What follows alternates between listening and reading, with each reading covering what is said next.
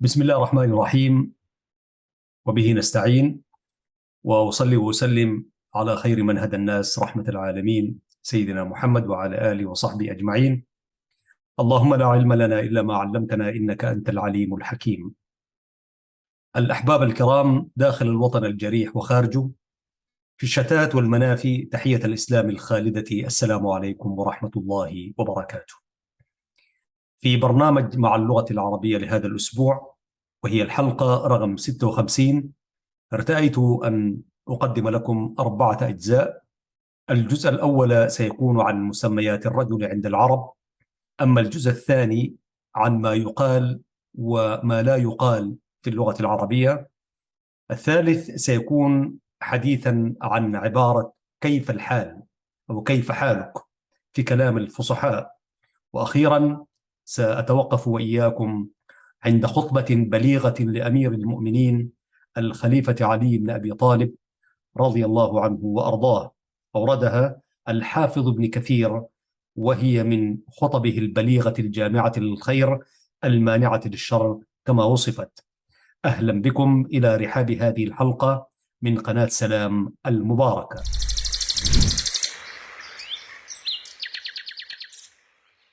بسم الله الرحمن الرحيم.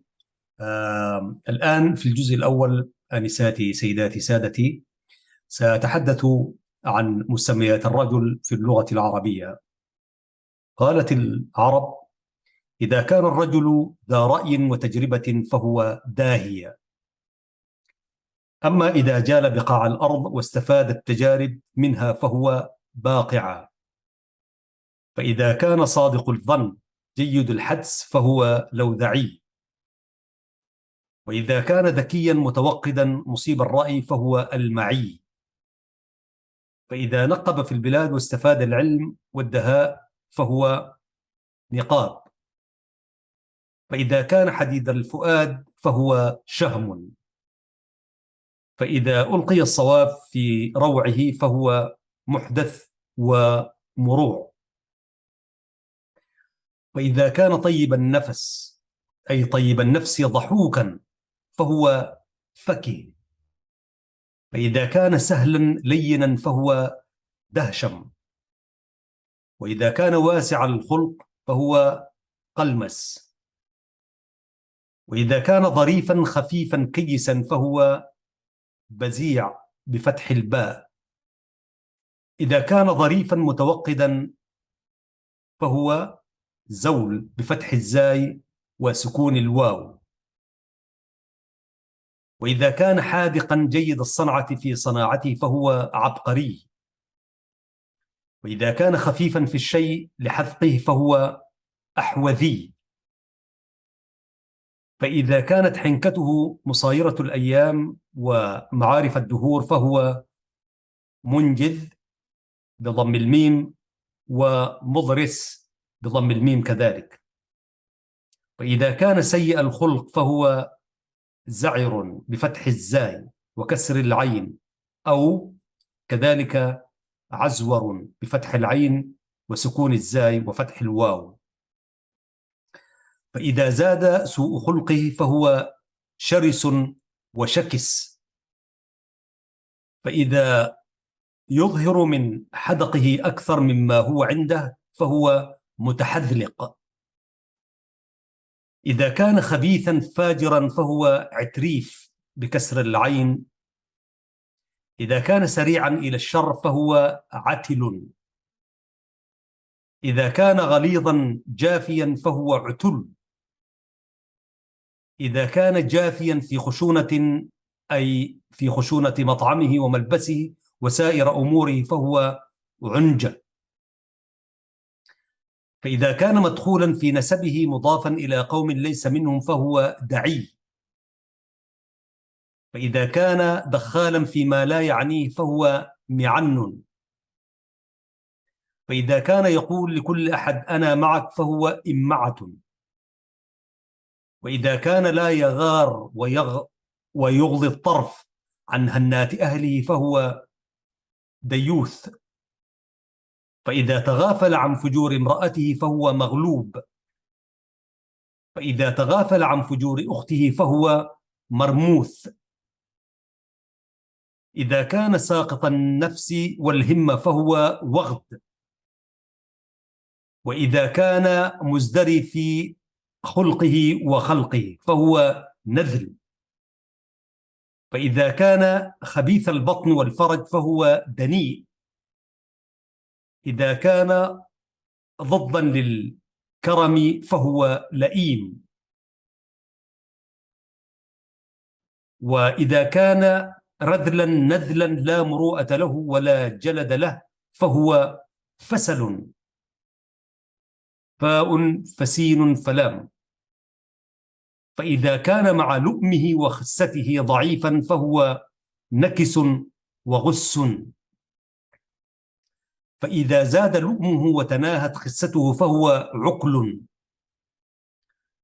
وإذا كان لا يدرك ما عنده من اللؤم فهو أبل. وإذا كان حريصا على الأكل فهو نهم وشره. وإذا زاد حرصه وزادت جودة أكله فهو جشع.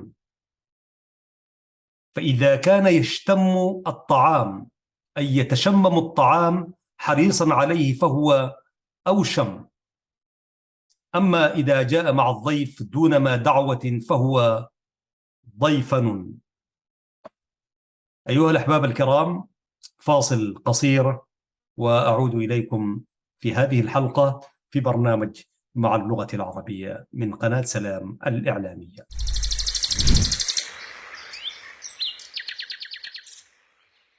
السلام عليكم ورحمة الله وبركاته. في الجزء الثاني عزيزي المشاهد وعزيزتي المشاهدة عما يقال وما لا يقال لغة. قل ملحوظة ولا تقل ملاحظة. فالفعل لحظة وليس لاحظة، واسم المفعول من الثلاثي يكون على وزن مفعول. قل مبارك عليك ولا تقل مبروك عليك. فمبارك اسم مفعول من الفعل بارك، وأما مبروك فاسم مفعول من الفعل برك يبرك. قل على الطلاب أن يوجدوا الساعة 9 ولا تقل على الطلاب أن يتواجدوا إلى آخره، لأن التواجد من الود، والود معناه الحب ومنه الوجدان. قل فلانة أصابتها الغيرة ولا تقل فلانة أصابتها الغيرة، فهي من الفعل غار غيرة. قل استأجرت شقة ولا تقل استأجرت شقة، فالشقة بضم الشين تعني البعد والسفر الطويل. قال تعالى ولكن بعدت عليهم الشقة. قل أريك ولا تقل كنبة، فالكنبة كلمة أجنبية. قال تعالى على الأرائك ينظرون. قل حفرت الوزارة بئرا عميقة ولا تقل حفرت الوزارة بئرا عميقا، فبئر مؤنثة، وقد استخدمها القرآن الكريم كذلك في قوله وبئر معطلة وقصر مشيد. قل هذا مستشفى ولا تقل هذه مستشفى، فمستشفى اسم مكان من الفعل استشفى، وألفه ليست للتأنيث. قل استشهد في الحرب ولا تقل استشهد، فالفعل ورد مبنيا للمجهول. وأما استشهد في قولنا استشهد الرجل جاره فمعناه طلبه للشهادة. قال تعالى واستشهدوا شهيدين إلى آخر الآية. قل احتضر فلان ولا تقل احتضر فلان، فهو لم يحتضر نفسه والفاعل غيره. قل وصل إلي جوابك ولا تقل وصلني جوابك، فوصلني تعني أعطاني هدية أو صلة، ومنها وصل أرحامه. قل أرجو منك المساعدة ولا تقل أرجوك المساعدة، فالفعل رجا لا يتعدى إلا إلى مفعول واحد، فإذا تعدى إلى المفعول الثاني فبواسطة حرف الجر من أو اللام. قل أوشك في الأمر، أو عفوا قل أشك في الأمر ولا تقل أشك بالأمر، فالفعل شك يتعدى بفي. قل لن أفعل ذلك ولا تقل سوف لا أفعل ذلك أو سوف لن أفعل ذلك، فسوف لا تدخل إلا على الفعل المثبت، كما أنها لا تفصل عن الفعل. قال تعالى ولسوف يعطيك ربك فترضى، وقال على لسان الخضر لن تستطيع معي صبرا، كما أن سوف لتأكيد حدوث الفعل في المستقبل، ولن لنفي حدوث الفعل في المستقبل، فكيف يجتمعان؟ قل من الآن ولا تقل من الآن، فهي مبنية على الفتح كما في دروس النحو. قل زار بعضهم بعضا ولا تقل زاروا بعضهم بعضا، فكلمة كل وكلمة بعض من الكلمات التي لا تقبل التعريف. قل حار في أمره ولا تقل احتار في أمره، لأن الأخير لم يرد في كلام العرب. قل دعوته إلى العشاء ولا تقل عزمته على العشاء، فليس من معاني عزم الدعوة، ولا مشكلة إذا قلت عزمت عليه أن يأتي معي للعشاء. قل فتاوى وشكاوى وخلاوى، ولا تقل فتاوي وشكاوي، فهما جمع لأسماء مقصورة، فتوى وشكوى. قل للأسف غفلتنا عظيمة ولا تقل للأسف. أعيد هذه عفوا. قل يا للأسف غفلتنا عظيمة ولا تقل للأسف، إذ لا يجوز حذف الياء في هذا الموضع، وقد استخدم القرآن الكريم ذلك في قوله الله سبحانه وتعالى يا أسف على يوسف. أيها المشاهدون الكرام، كان ذلك نقلا عن مكتبة الأستاذ إحسان بن محمد العتيبي الإلكترونية. لا نزال في هذه الحلقة في برنامج مع اللغة العربية، ونتحدث عن أشياء ذات أهمية في اللغة العربية. كونوا معنا سادتي، فاصل قصير ونعود إليكم.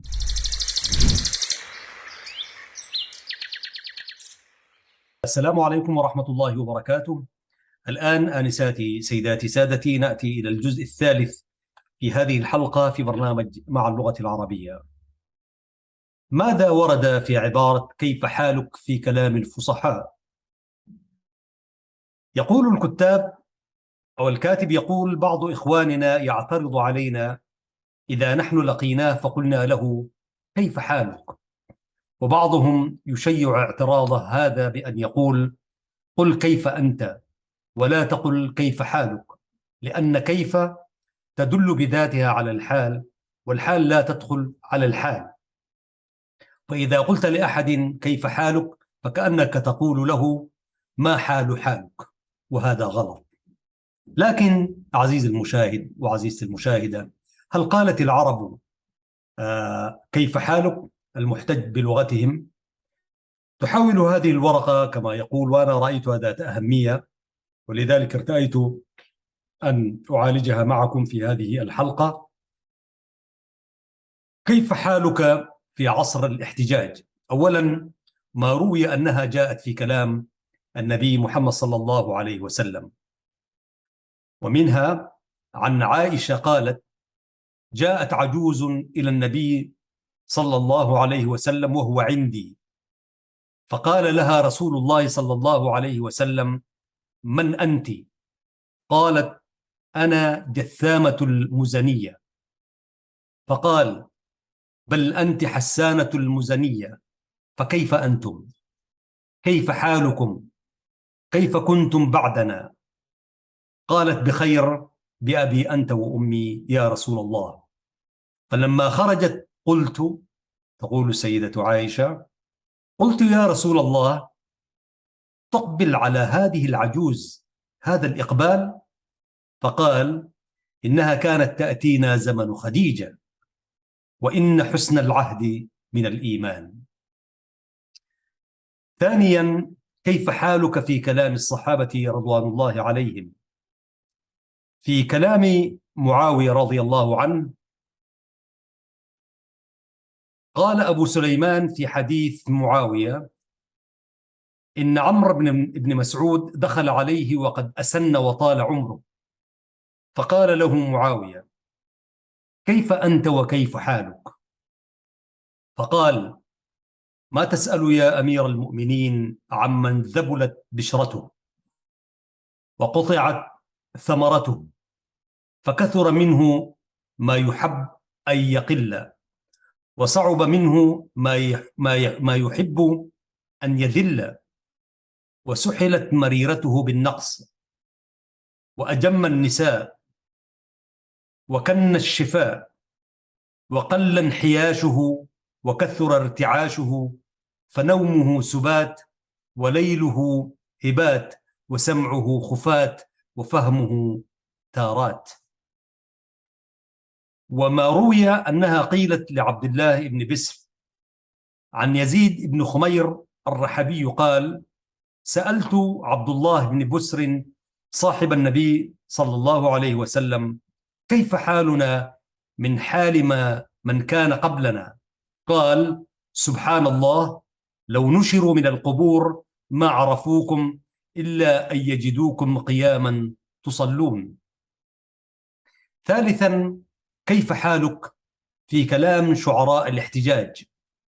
قال المرزباني: قال قران الأسدي: جزى الله عنا مرة اليوم ما جزى، جزى الله عنا مرة اليوم ما جزى، شرار الموالي حين يجزي الموالي، إذا ما رأى من عين يميني أكلبا، عوينا عوى مستحلبا عن شمالي، ويسألني أن كيف حالي بعده، عن كل شيء ساءه الدهر حاليا، فحالي أني قد حللت ببلدة أصبت بها دارا لأهلي ومالي، وحالي أني سوف أهدي لها الخنا، وأمشي لها المشي الذي قد مشالي، أي قد مشالي. وفي شعر يزيد ابن الطثرية قال القرشي في حماسته: قال يزيد: إذا نحن جئنا لم نجمل بزينة، حذار الأعادي وهي باد جمالها، ولا نبتديها بالسلام، ولم نقل لهم من توقي شرهم كيف حالها. وقال الصمة القشيري: ألا أيها الصمد الذي كنت مرة بحلك أسقيت الغوادي من صمدي، ومنزلتي ضمياء من بطن عاقل، وذات السليل كيف حالكما بعدي، تتابع أنواء الربيع عليكما، لما لكما بالحارثية من عهدي.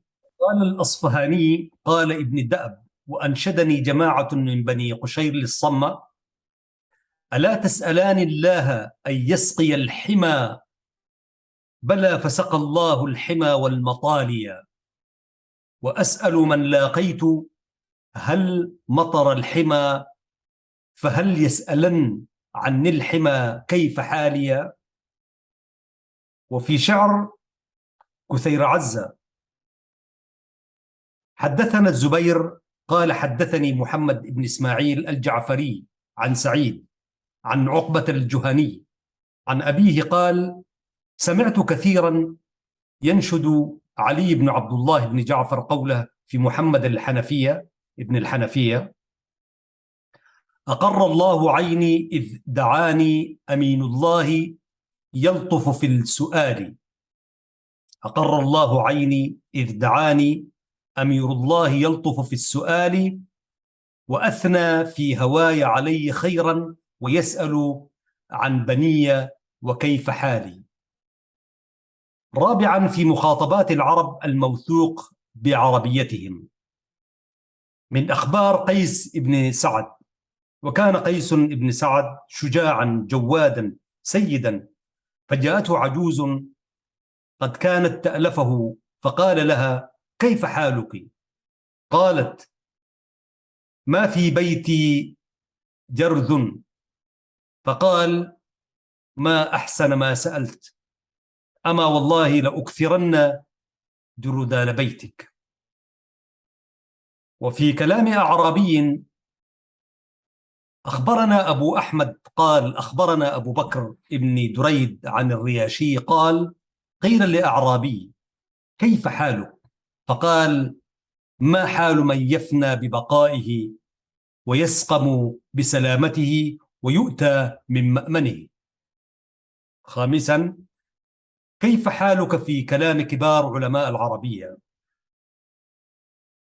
قال الأصمعي: مر بي يوما أعرابي سائل، فقلت له: كيف حالك؟ فقال: أسأل الناس إجحافا ويعطوننا كرها، فلا يؤخرون ما يعطون ولا يبارك لنا فيما نأخذ، والعمر بين ذاك فان، والأجل قريب، والأمل بعيد. ومن روايته قال: حدثنا أبو حاتم الأصمعي قال: قيل لشيخ من العباد: كيف أنت وكيف حالك؟ فقال: ما كلها كما أشتهي. وكيف حالك في كلام أبي عمرو بن العلاء؟ قد حكي عن خصيب المتطبب النصراني، وكان من أفصح الناس، أن أبا عمرو بن العلاء قال له: كيف حالك؟ فقال: أحمد الله إلى طر خلقي. كيف حالك في كلام شمر بن حمودية الهروي؟ وقد ورد قال شمر: يقال كيف حالك وكيف حاذك. أما ما ورد عن كيف حالك في كلام ابن جني، وهو عالم لغوي كبير، قال في سر صناعة الإعراب: أعلم أن واضع حروف الهجاء لما لم يمكنه أن ينطق بالألف التي هي مادة ساكنة، لأن الساكن لا يمكن الابتداء به، دعمها باللام قبلها متحركة ليمكن الابتداء بها، فقال: الهاء والواو واللام ألف وياء. فقوله لا بزنا وما ويا، ولا تقل كما يقول المعلمون لام ألف، وذلك لأن واضع الخط لم يرد أن يرينا كيف أحوال هذه الحروف إذا تركب بعضها مع بعض، ولو أراد ذلك لعرفنا أيضا كيف تتركب الطاء مع الجيم، والسين مع الدال، والقاف مع الضاء وغير ذلك مما يطول تعداده، وإنما مراده ما ذكر، مع أنه لما لم يمكنه الابتداء بالمادة الساكنة ابتداء باللام، ثم جاء بالألف بعدها ساكنة ليصح ذلك النطق بها كما صح ذلك النطق بسائر الحروف كما في غيرها، وهو واضح كما يقول. وفي سر صناعة الإعراب جاء: وكائن ترى من صمت لك معجبا زيادته أو نقصه في التكلم. وقال في عبارة كيف الحال في كلام إمام النحاة أي سيبويه: وسألت الخليل فقلت: كيف تقول مررت بأفيعل منك، من قوله مررت بأعيمي منك، فقال: مررت بأعيم منك لأن ذا موضع تنوين، ألا ترى بأنك تقول مررت بخير منك، وليس أفعل منك بأثقل من أفعل صفة. وفي كلام كيف الحال في شعر ابن فارس: وقالوا كيف حالك؟ قلت خير. تقضى حاجة وتفوت حاج. إذا ازدحمت هموم الصدر قلنا عسى يوما يكون لها انفراج. إذن مستمعين الأعزاء، هذا ما نقل عن عبارة كيف حالك، فهي عربية فصيحة وليس كما زعم بعضهم. أيضا فاصل قصير ونعود في رحاب هذه الحلقة في برنامج مع اللغة العربية من قناة سلام الإعلامية.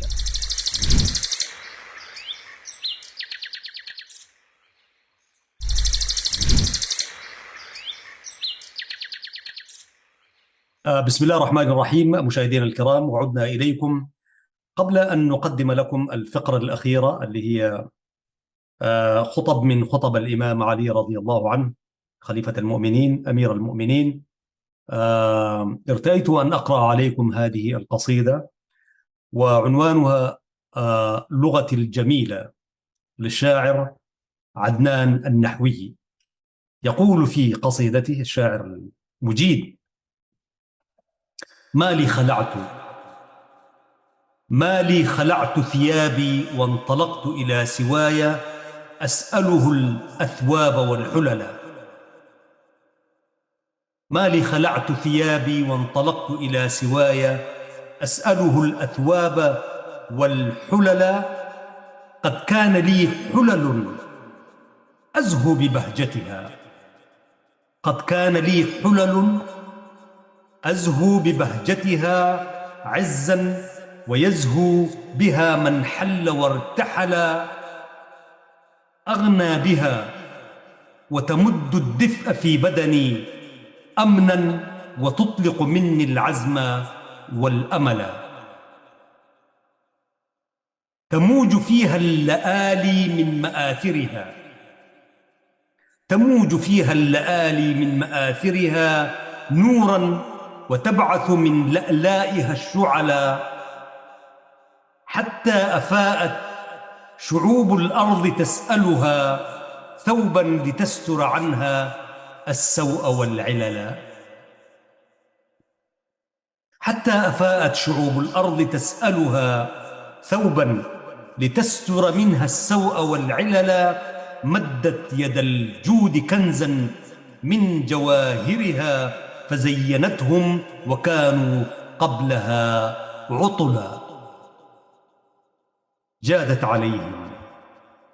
جادت عليهم وأوفت كل مسألة برا توالى وأوفت كل من سأل. هذا البيان وقد صاغته معجزة تمضي مع الدهر مجدا ظل متصلا. تكسو من الهدي من إعجازه حللا أو جوهرا زين الأعطاف والعطلا. نسيجه لغة القرآن جوهره آي من الله حقا جل واكتملا. نسيجه لغة القرآن جوهره آي من الله حقا جل واكتملا. نبع يفيض على الدنيا فيملأها ريا ويطلق من أحواضه الحفلا. أو أنه الروض يغني الأرض من عبق ملء الزمان نديا عوده خضلا. ترف من هديه أنداء خافقة مع البكور تمد الفيء والظللا. وكل من لوحته حر هاجرة آوى إليه ليلقى الري والبللا. عجبت ما بال قومي أدبروا وجروا. عجبت ما بال قومي أدبروا وجروا يرجون ساقطة الغايات والهملا.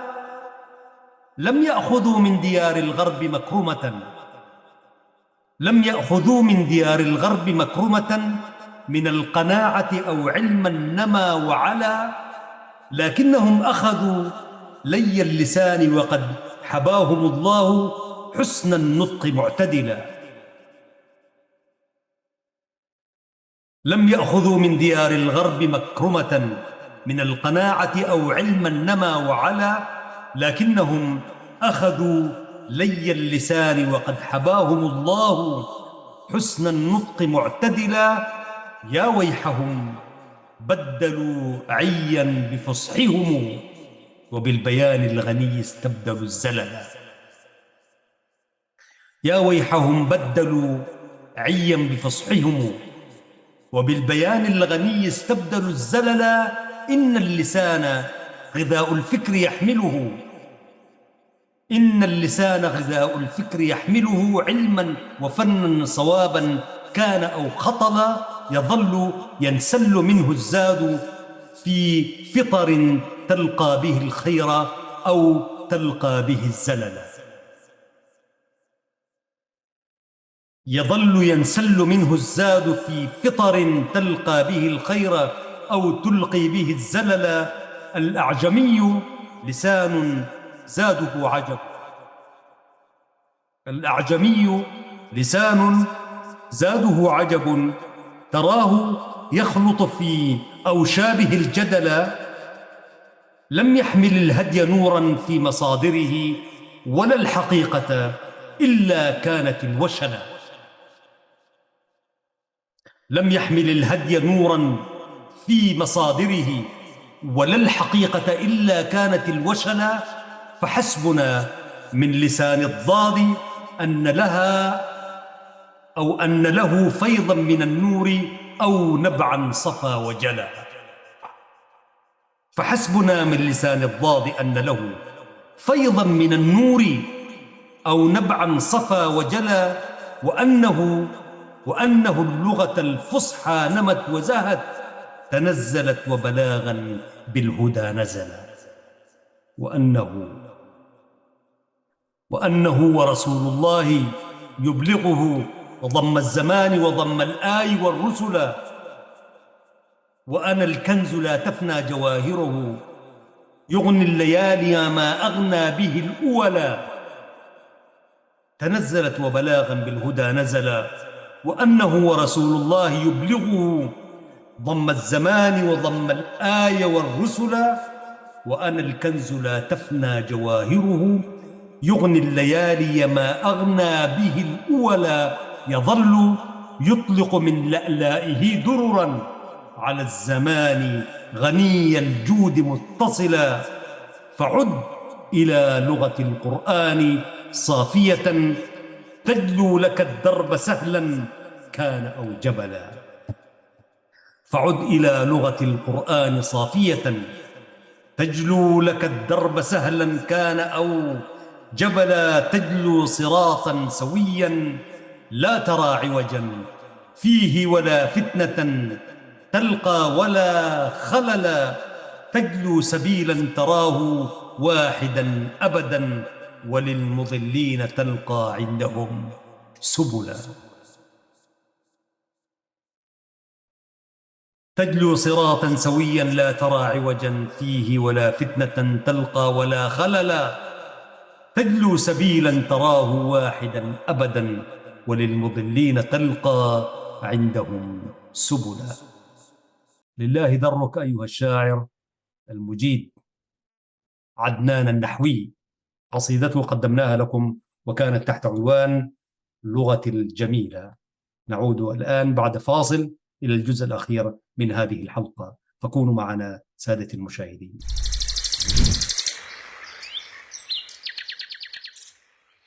المشاهدون الكرام، ولأننا نبتغي أن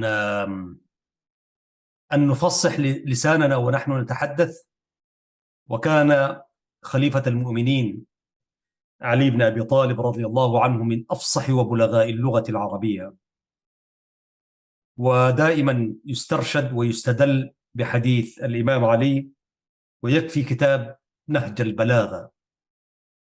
ومما أورده الحافظ ابن كثير من خطب الإمام علي رضي الله عنه وأرضاه تلك الخطبة البليغة الجامعة للخير الناهية عن الشر، حيث قام سيدنا علي بن أبي طالب رضي الله عنه خطيبا فقال: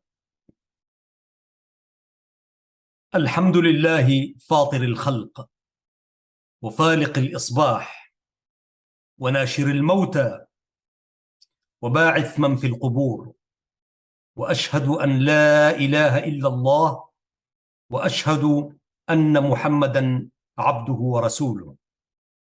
وأوصيكم بتقوى الله، فإن أفضل ما توسل به العبد الإيمان والجهاد في سبيله وكلمة الإخلاص، فإنها الفطرة، وإقام الصلاة فإنها الملة، وإيتاء الزكاة فإنها من فريضته، وصوم شهر رمضان فإنه جنة من عذابه، وحج البيت فإنه منفاة للفقر مضحضة للذنوب، وصلة الرحم فإنها مثراة في المال منسأة في الأجل مجبة في الأهل، وصدقة السر فإنها تكفر الخطيئة وتكفر الخطيئة وتطفئ غضب الرب، وصنع المعروف فإنها يدفع ميتة السوء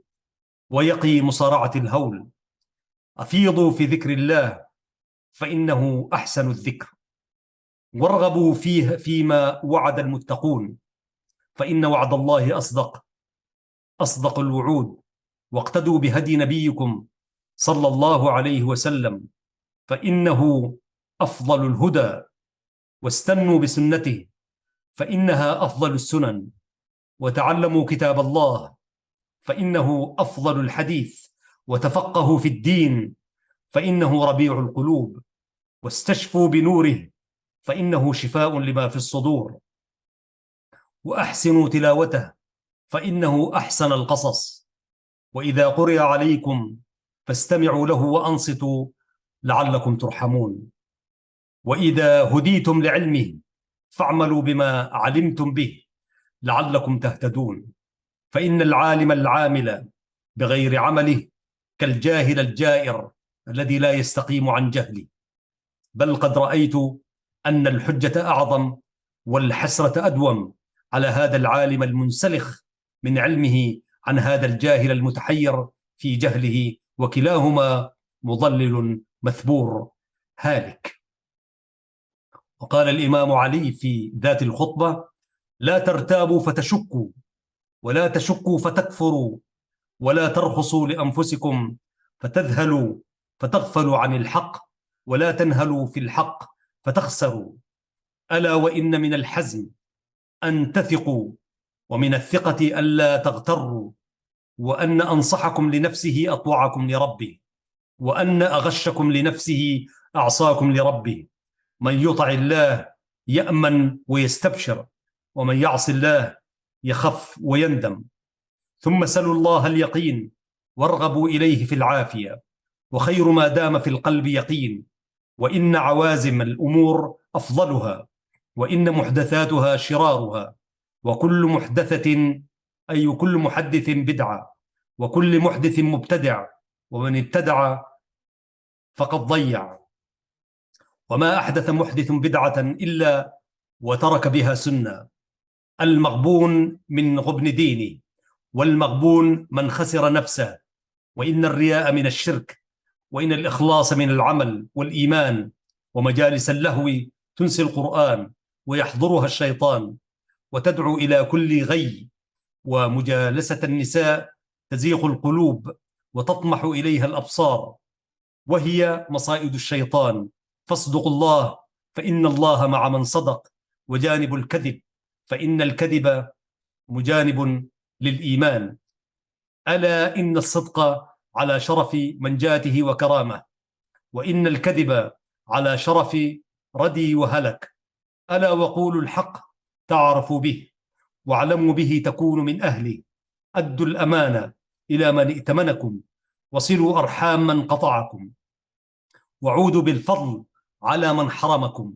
وإن عاهدتم فأوفوا، وإن حكمتم فاعدلوا ولا تفاخروا بالآباء ولا تنابزوا بالألقاب ولا تمازحوا ولا يغضب بعضكم بعضا وأعينوا الضعيف والمظلوم والغارمين وفي سبيل الله وابن السبيل والسائلين وفي الرقاب، وارحموا الأرملة واليتيم، وافشوا السلام وردوا التحية على أهلها بمثلها أو الحسن منها، وتعاونوا على البر والتقوى ولا تعاونوا على الإثم والعدوان، واتقوا الله إن الله شديد العقاب. وأكرموا الضيف وأحسنوا إلى الجار وعودوا المرضى وشيعوا الجنازة وكونوا عباد الله إخوانا. وفي نهاية خطبته قال الإمام علي بن أبي طالب رضي الله عنه: أما بعد فإن الدنيا قد أدبرت وآذنت بوداع، وإن الآخرة قد أضلت وأشرفت باطلاع، وإن المضمار اليوم وغدا السباق، وإن السبقة الجنة والغلبة النار. ألا وإنكم في أيام مهل من ورائها أجل يحثه عجل، فمن أخلص لله عمله في أيام مهله قبل حضور أجله فقد أحسن عمله ونال أمله، ومن قصر عن ذلك فقد خسر عمله وخاب أمله وضره أمله. فاعلموا في الرغبة والرهبة، فإن نزلت بكم رغبة فاشكروا الله وأجمعوا معها رهبة، وإن نزلت بكم رهبة فاذكروا الله واجمعوا معها رغبة، فإن الله قد أخذ المسلمين بالحسنى ولمن شكر بالزيادة، وإني لم أر مثل الجنة نام طالبها ولا كالنار نام هاربها، ولا أكثر مكتسبا من شيء كسبه ليوم تذخر فيه الذخائر وتبلى فيه السرائر وتجتمع فيه الكبائر. وإنه من لا ينفعه الحق يضره الباطل، ومن لا يستقيم به الهدى يجر به الضلال، ومن لا ينفعه اليقين يضره الشك، ومن لا ينفعه حاضره فعازبه عنه أعور وغائبه عنه أعجز. وإنكم أمرتم بالظن ودللتم على الزاد. ألا وإن أخوف ما أخاف عليكم اثنان: طول الأمل واتباع الهوى، فأما طول الأمل فينسي الآخرة، وأما اتباع الهوى فيبعد عن الحق. ألا وإن الدنيا قد ترحلت مدبرة، وأن الآخرة قد ترحلت مقبلة، ولهما بنون فكونوا من أبناء الآخرة إن استطعتم، ولا تكونوا من بني الدنيا، فإن اليوم عمل ولا حساب، وغدا حساب ولا عمل. رضي الله عنه وأرضاه الإمام الخليفة أمير المؤمنين علي بن أبي طالب في خطبة بليغة جامعة مانعة أوردها الحافظ ابن كثير في خطبه. أيها الإخوة المشاهدون، مشاهدو هذه الحلقة في برنامج مع اللغة العربية، وكانت الحلقة رقم 56 من قناة سلام الإعلامية المباركة. حاولنا أن نقدم لكم في هذه الحلقة شيئا من هنا وهناك فيما يفيد لمتحدثي هذه اللغة، ونفعنا الله وإياكم مشاهدين الكرام بما ورد. إن شاء الله في الحلقة المقبلة سنكمل معكم الحديث الذي بدأناه مع الدكتور فايد محمد سعيد، وقد جاء حديثه على جزئين إن شاء الله. تابعتم الحلقة الأولى فيما سبق، وهذه كانت فاصلة، أي هذه الحلقة، وإن شاء الله بحوله تعالى سنطل عليكم مع ضيفنا الكبير فضيلة الشيخ العلامة الأستاذ الدكتور فايد محمد سعيد في اللغة العربية، أبعادها وقضاياها في المجتمع الإريتري. هكذا أيها الأخوة المشاهدون أصل وإياكم إلى ختام هذه الحلقة بحول الله وقوته. كنت معكم في إعداد هذه الحلقة وتقديمها محدثكم أحمد شريف. تحياتي لكم مقرونة بتحايا زملائي في الإشراف والإخراج الفني الذي يسهرون ويعملون عليه زملائي الفنيين. جزاهم الله كل خير، وجزاكم الله أنتم كذلك على المشاهدة والمتابعة. السلام عليكم ورحمة الله وبركاته.